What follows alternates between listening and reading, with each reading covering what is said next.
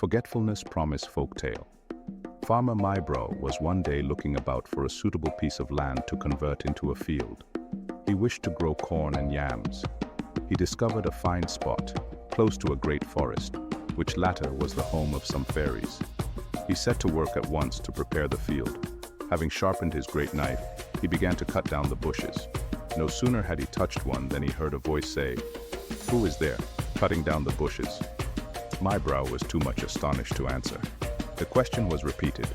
This time the farmer realized that it must be one of the fairies, and so replied, "I am Mybrow, come to prepare a field."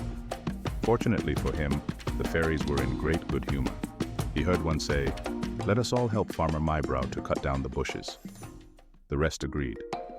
To Mybrow's great delight, the bushes were all rapidly cut down, with very little trouble on his part.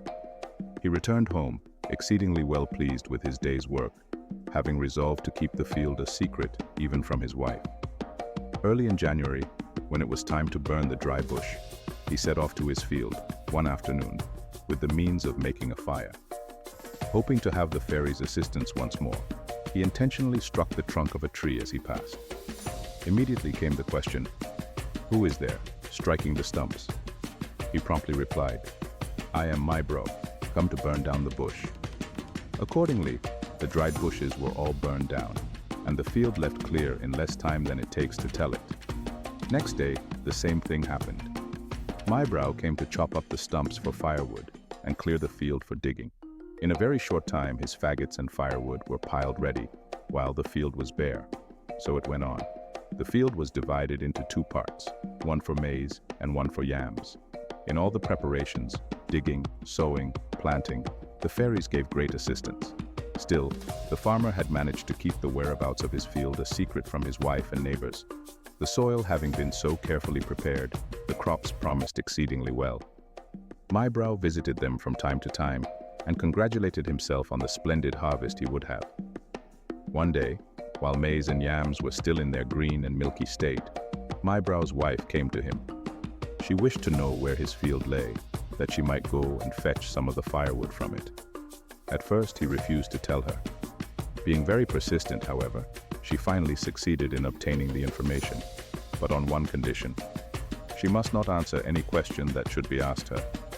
This she readily promised and set off for the field. When she arrived there, she was utterly amazed at the wealth of the corn and yam. She had never seen such magnificent crops. The maize looked most tempting, being still in the milky state, so she plucked an ear.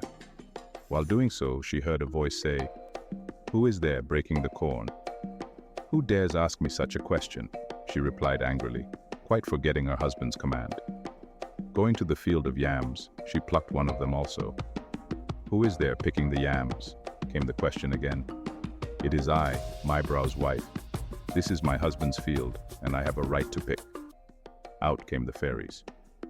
"Let us all help Mybrow's wife to pluck her corn and yams," said they.